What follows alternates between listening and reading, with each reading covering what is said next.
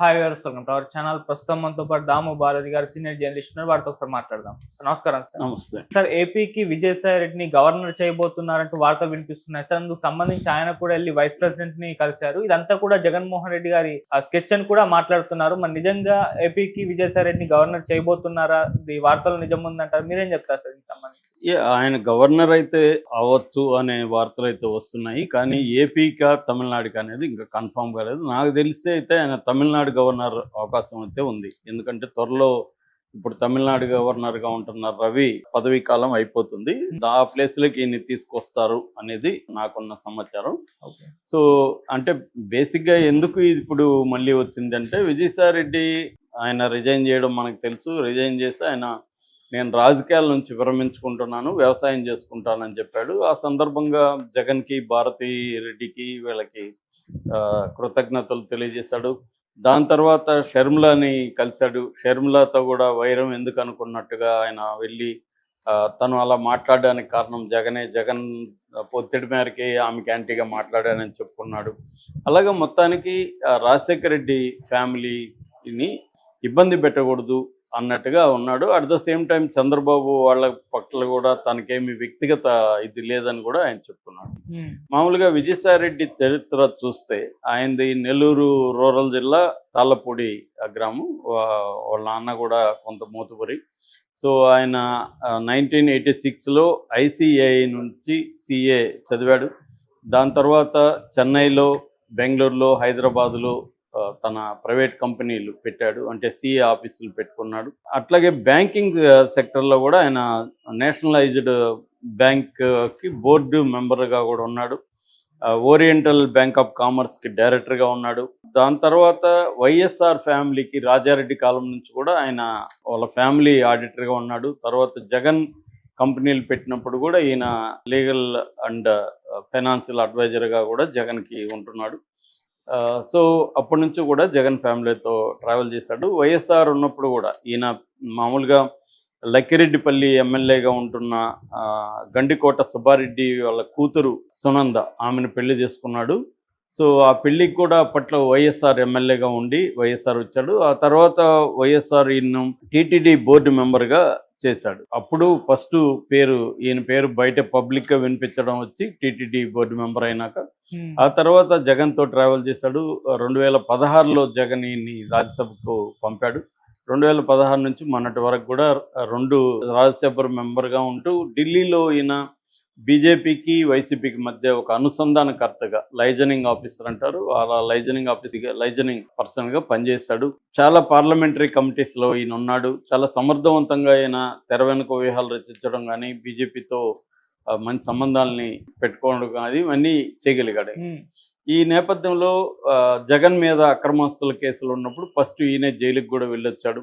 అంటే జగన్కి చాలా స్ట్రాంగ్ లాయలిస్ట్గా ఉన్నాడు. అందుకనే ఈయన రాజీనామా చేసినప్పుడు కూడా ఎవరు నమ్మలేదు. ఇదేదో జగన్ స్కెచ్చే అని అందరూ అనుకున్నారు.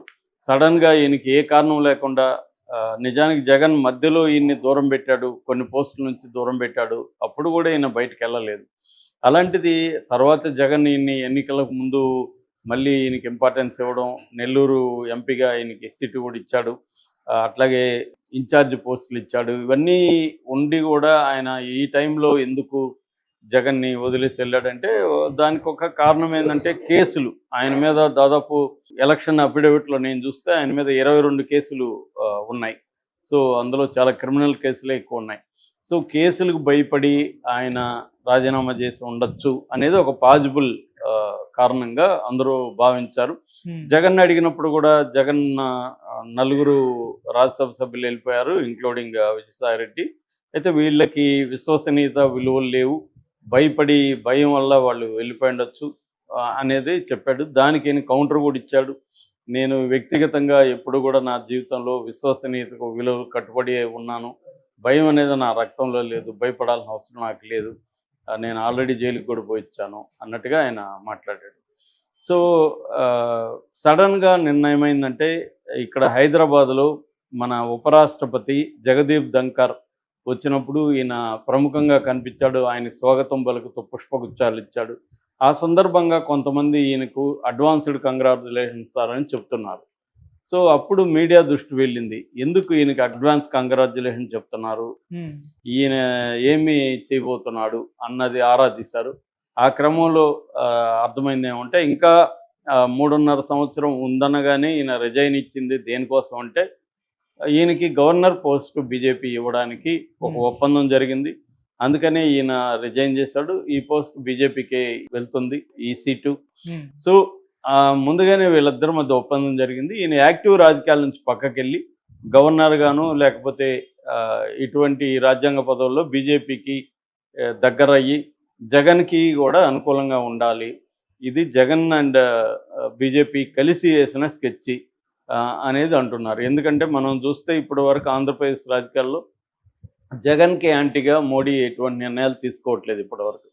ఎందుకంటే జగన్ స్ట్రాంగ్గా ఉండడం అనేది మోడీకి అవసరం. జగన్ కానీ వీక్ అయిపోతే చంద్రబాబు బలపడతాడు. కాబట్టి చంద్రబాబు బలపడడం అనేది మోడీకి ఇష్టం లేదు. సో బ్యాలెన్స్గా జగన్ పెట్టుకోవాలి. జగన్ ఎప్పుడు కూడా ఈ 10 ఏళ్లలో మోడీకి అనుకూలంగా ఉంటున్నాడు. మోడీ అడిగినా అడగపోయినా బిల్లులకు మద్దతు ఇస్తున్నారు. కాబట్టి జగన్తో వాళ్ళకి ఏ రకమైన ఇబ్బంది లేదు. జగన్ వాళ్ళ కంట్రోల్లో ఉండే వ్యక్తి. కాబట్టి జగన్ని రెండోది జగన్ కూడా 40% ఓట్ బ్యాంక్ ఉంది. 40% ఓట్ బ్యాంక్ ఉన్నవాడిని నాశనం చేసి జైలుకి పంపించేసి చంద్రబాబు బలపడాలని బీజేపీ ఎందుకు కోరుకుంటుంది? ఎవరైనా వీక్ అయితే ఆ ప్లేస్లోకి బీజేపీ రావాలనుకుంటారు. ఇప్పుడు జగన్ వీక్ అయిపోయి జగన్ని తొక్కేస్తే ఆ ప్లేస్లోకి బీజేపీ రావడానికి సమయం రెడీగా లేదు, అనుకూలంగా లేదు.